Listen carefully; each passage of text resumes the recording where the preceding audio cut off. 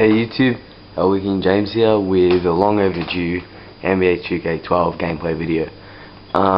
In this game I'm just going to be playing a match because I don't have much space on my camera. As you might notice if you watch any of my previous videos, my camera quality has improved a bit because I bought myself a new camera, so it's pretty cool. And yeah, so we'll just get into the game and hopefully you guys will see how good it is. Also, I will put my PS3 Online name in the description box, so if you want to add me on PS3, become a guest.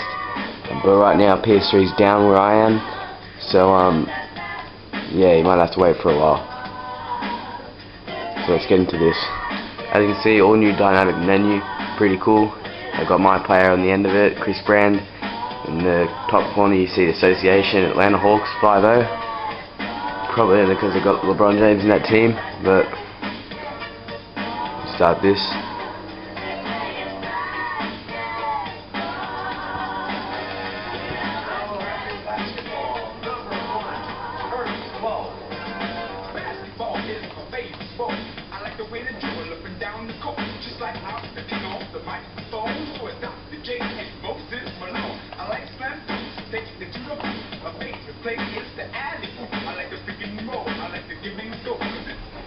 The Orlando vs. Lakers. Sports. I'm Damon Bruce, and it's time for a little NBA basketball. Friday Hoops Fest coming up next. It'll be Kobe Bryant and the Los Angeles Lakers facing off against the Orlando Magic. And now it's out to Orlando with Kevin Harlan, Clark Kellogg, and Steve Kerr.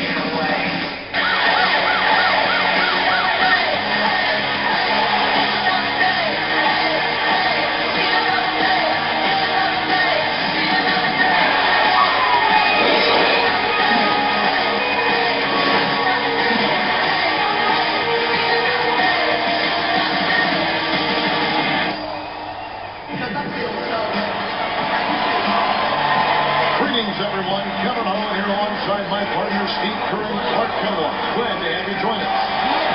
The starting five for both teams brought to you by State Farm. First for the Lakers, Fisher and Kobe man the backcourt. And they've got Andrew Bynum, the big man, all in the middle. They utilize his abilities to maintain that presence under the rim. Then there's our test, and it's Gasol with the portion. And then for the Orlando Magic, Nelson and Richardson are manning the backcourt. And it's Dwight Howard locking down the middle. Always can be counted on a looming presence and a force both offensively and defensively. And it's Hito Turkoglu and it's Bass in the power forward. You know, the Magic tried some different techniques last year. One was a shadowing drill that helped improve the conditioning of a lot of the Magic. So I just got to change my camera settings, it always changes itself.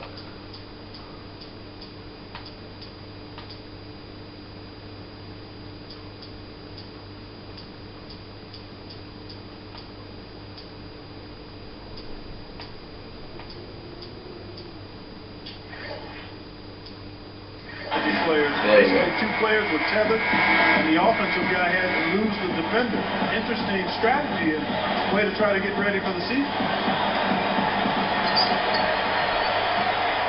Here's the dish to Richardson. Bass passes to Richardson.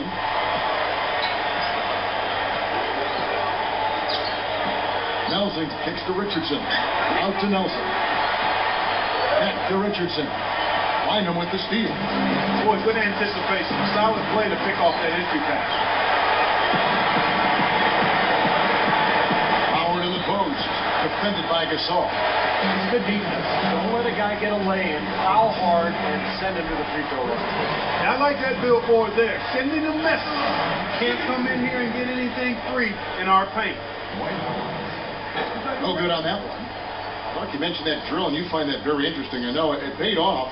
as the Magic were one of the better conditioned teams, Steve, in the NBA. And before he was traded to Washington, Rashard Lewis remarked that that drill in particular kind of lets you see who wanted it and who didn't on that roster. Just a very, very exhaustive exercise. Outside for Kobe. 6 to shoot. Unloads from 9. Can't hit. The Magic the other way. You'd expect him to nail that one being that close to the hoop. A moment to check in with Doris Burke. Doris? Kevin, Mike Brown and I shared a few moments. When I asked him where they might have an advantage today, he said, we've got the shot blockers to make things very hard on them when they bring it into the paint. And that's what we plan to do. Gentlemen? Thanks, Doris. So Clark and Steve, defense, it looks like, coming first for them today. And while you don't really want to put all of your cookies in one jar, I mean, I think emphasis on defense is a way to go. Yeah, I'd agree, because if you come out and establish the defense right away, it kind of sets the tone, and you really kind of take control of that game emotionally. Ron Artest has become such an enigma in this league over the years. He's a great player at times, but frequently loses his focus. But when he's on, when he's playing with a purpose and with intensity, he is really something.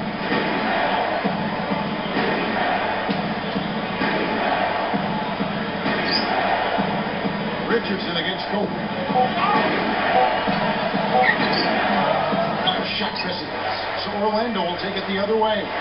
And Ron Artest, guys, probably the most unpredictable, portable player in the league. A colorful player, no doubt. Yeah, no question about it. Spontaneous would be another word I would throw. We enjoyed him in Indianapolis when he was there. He obviously has had some bumps during the course of his career, but at his core, good nature. Couldn't have been happy for a player. And when I saw him have the game he had in Game 7, and the Lakers won in that championship in 2010. But you're right, he's a colorful, spontaneous, good-hearted player. And he's won awards from the league, from the people that cover the league, for what he has done in the community since that era back in the early part of the decade. Yes, that's exactly right. And again, that speaks to his growth and the intentions of his heart, and the fact that he started to manage some of the anger management issues that he had had in the past. Well, I thought last season was a tough one for Ron Artest. I mean, he struggled with the shot. Even his defense was a little subpar and not as consistent as we've seen in the past. And Clark, for Artest last season, as he struggled, some of the coaches' critiques played out in the media. Steve, I don't think Ron appreciated that very much. No, there was even a rumor that he might have wanted to trade prior to the All-Star break, but fortunately for LA and for Artest, he started to play much better after the All-Star break. He got more consistent, finished strong, and he's still a guy who can help the Lakers just with his physical play and his toughness. Lakers trailed by 5. That's tipped out of bounds, and they retain possession.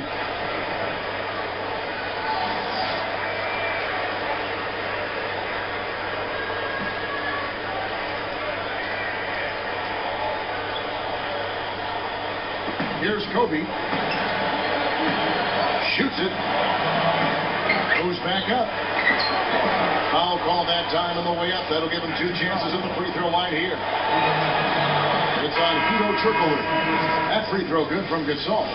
How skilled is Pau Gasol? Not only is he 7 feet, but he's mobile. He's got long arms, big hands, great ability to score inside, and can also step away and knock down a 17-footer.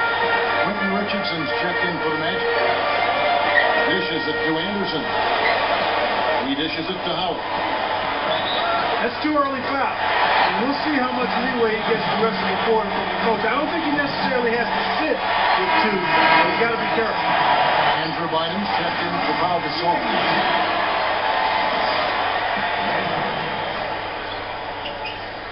Free throw no good for Howard. Lakers trailed by 5.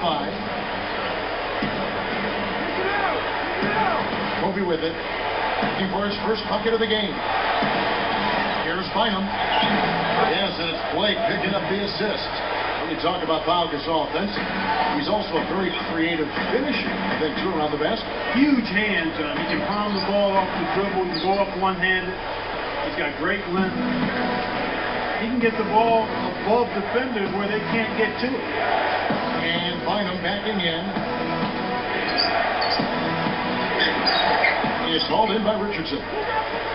Seems like he tightens up, guys, when he gets close to the rim, especially with a defender nearby. There's the feed to Reddick. Guarded by Kobe. Reddick. He cans that one. He's not the tallest guy around, but boy, can he score in the post. Some guys just have that knack, and he's certainly one of them. Blake dishes to our test. Backing down is Bryant.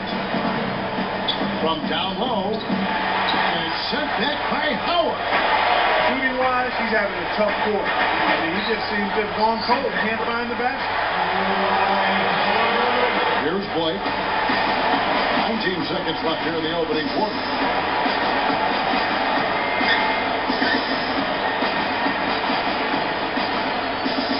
The pass to Kobe. Backing him down.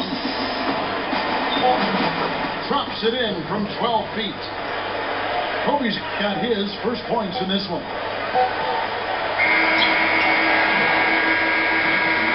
And that concludes the first quarter of play. Magic lead by 5. It's so difficult to get it.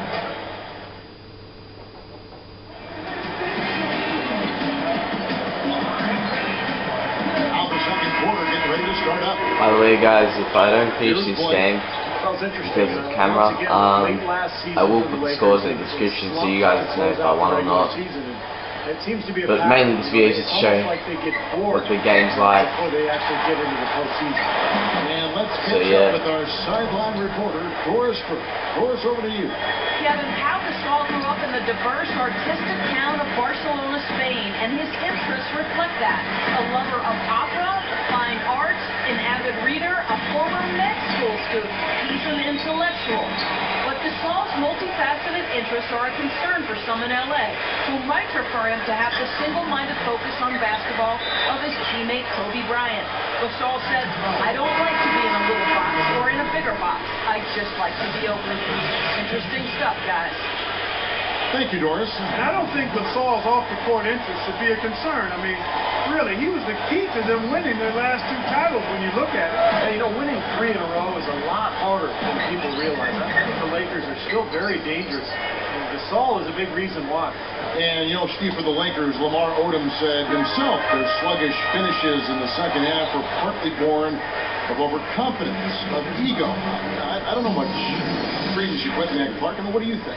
You know what? I think there is a tendency, a human tendency, to become complacent, to become full, and you can lose some of your edge. I don't think it's a lack of humility and respect. I think it's just the nature of being somewhat satisfied. And when you're in this league, because people are coming after you a lot harder when you've got what they want in terms of championships, and especially as you age, I think it gets harder sometimes to fight off that resistance and to flip the switch if you find yourself in a little bit of a rut. Here's Kobe. Here's Barnes. That's good. And it's Kobe with the assist. Barnes has got himself going there. His first points of the game on the deep ball. Arenas' shot is good. He's so dangerous. Anytime he gets the ball in his hands and gets some momentum going towards the basket. You know, Kevin, with the departure of Rashard Lewis to the Wizards, Brian Anderson got some additional minutes for Orlando on that front line, and he's more than deserving. I thought he handled himself well, scored the ball, and rebounded decently. Here's pass, and it's blocked. Here comes Kobe. And here is Barnes over Arenas. Barnes can't get it to go. I'm going back to Ryan Anderson out of Sacramento, California by way of UC Berkeley. He's not only a great shooter, also a pretty good rebounder. Excellent rebounder for a guy his size, and pretty good offensively. You know, you can step out and shoot that ball, as Clark mentioned, but also a better low post game than people give him credit for. So it's the Lakers now, following the basket by Gilbert Arenas. Man, is he hard to defend. You play him one way, he'll just go the other. For the Magic, Dwight out. He's checked in for Anderson. Richardson comes in for Quentin Richardson. And Jameer Nelson is subbed in for J.J. Redick. Now the free throw is good. Now leading by 1. Now Kobe Bryant still chasing that 6th ring. And if he ends up getting it, he would tie Michael Jordan. And of course, Michael was always a tremendous inspiration for Kobe Bryant. And lots of contact there. Missing the shot. He'll shoot two. It's on Andrew Bynum. Stevie mentioned Kobe still working toward those 6 rings. He's got 5 right now. Can't Kobe shoot said free throws. Dwight that, Howard. tying Jordan He wasn't goes his too quick. motivation. You believe that? Well, I do think he wanted to help Phil Jackson go out on the right way. And that, of course, didn't work out. No, it did not work out, but I think it was a combination of factors. One, he obviously wants to do it because he wants to do it. But I don't think the Jordan piece is out of the equation as being one of the inspiring factors for trying to grab that 6th one. And, I mean, quite honestly, he's shown that he wants to try to win it every year. Well, he's always compared to Jordan. Why wouldn't that just be a natural feeling? Right. You can't fault him. No, not at all.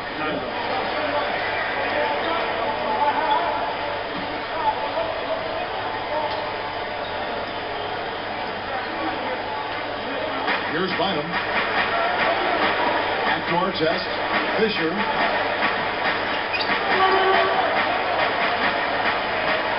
He's guard test. He passes to Kobe. Pocket 6.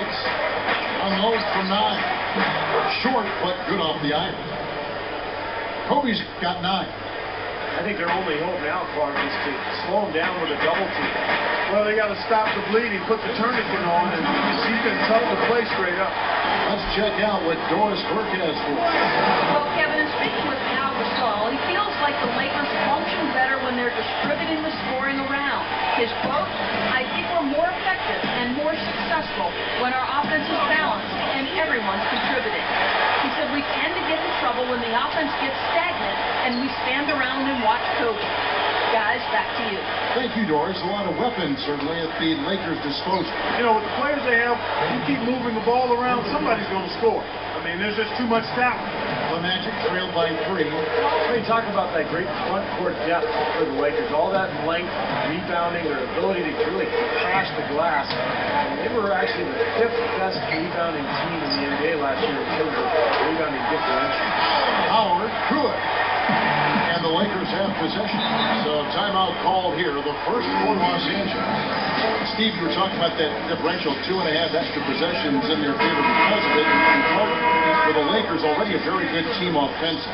That rebounding advantage, those extra possessions, more often than not, lead to a basket. Well, they've got such tremendous size. When you look at Pau Gasol and Andrew Bynum, you throw in Lamar Odom. I mean, those guys are long and really good rebounders at both ends, but particularly on the offensive glass. And, you know, anytime you get an offensive rebound, usually those defenders are scrambled, and you're going to be able to get a high-quality shot. And I think whichever team starts to dominate the glass could really take control of this game. I won't disagree with you. I mean, it's so tight between these teams right now on the board that you're just waiting to see which team might pull away. He kicks to Fisher. Guarded by Nelson. Shot clock at 6. Easy shot. Nice touch on the bank shot. And the Lakers lead by 3. And Orlando at 10 with the bucket. Here's Fisher. And it's Nelson picking him up. Now Fisher. Good tee by Nelson. And here's the fast break. It's tipped. Stolen by Artest. Fast break. Here we go. 1 second left. He beats the buzzer with a fantastic shot. Major guts right there, fellas. I mean, that's what it takes to bury a big shot like that. You got to be confident. From the 2K Sports Studios, I'm Damon Bruce. We got a tight one out at Amway Center. Time to tip off the HP halftime report. The Lakers are looking good at the midway point. They've been airtight with their defensive rebounding. No second chance looks.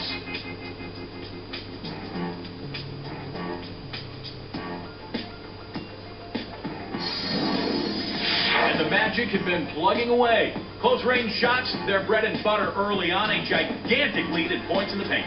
Dwight Howard's their top scorer. He's up to 9 points and digging in on defense as well, putting in good work on both ends of the floor.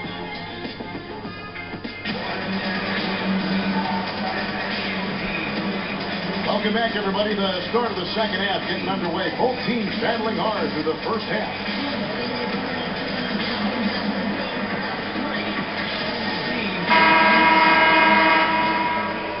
Here's Kobe. Richardson cover. Fisher against Nelson. Right side, Gasol. Cans the shot from the wing. Gasol's got the first points to start out the third quarter for the Lakers. Well, you talk about Pau Gasol, you think about the luxury of having a 7-footer who can play the power forward or center spot. He's really the key to that Lakers front line. Howard misses. Difficult shot from mid-range, and the defense was all over. Oh, I like the close out there, Steve. Well done. Outside, Kobe. And the Lakers tack on 2 more. And going back to the versatility of Pau Gasol. So skilled, he can pass, shoot, handle the ball, and do it all. And we really haven't seen many players of his size, Kevin, with that wide array of talent. I mean, he'd be a really good player if he was only 6'4". Yeah, he would. That's how skilled he is. Out of bounds. They'll keep possession.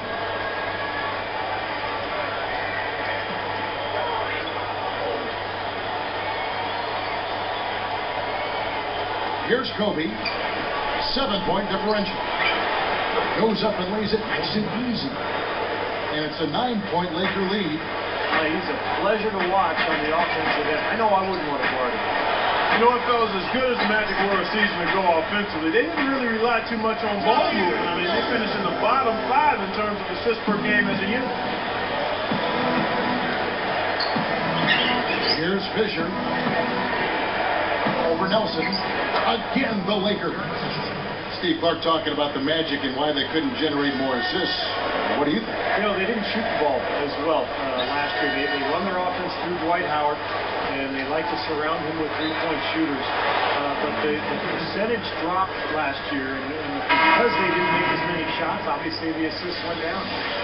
Ryan Anderson, he's checked in for Brandon Bass. Lamar Odom, he's checked in for the Lakers. Barnes comes in for Ron Artest. Outside Odom.